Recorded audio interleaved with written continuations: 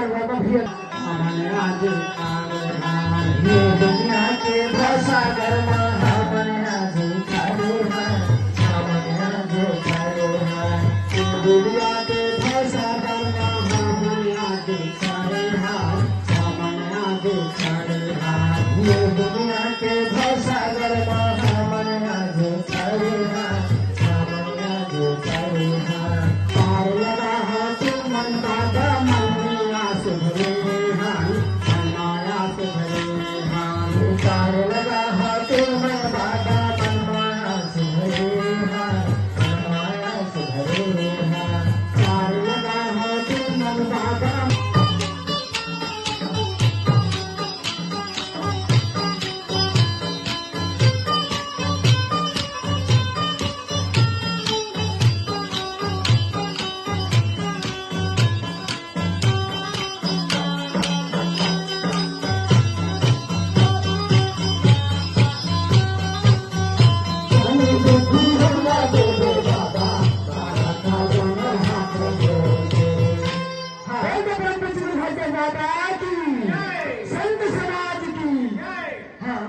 रामू वर्मा और नंद कुमार राजपूत और भाई की तरफ से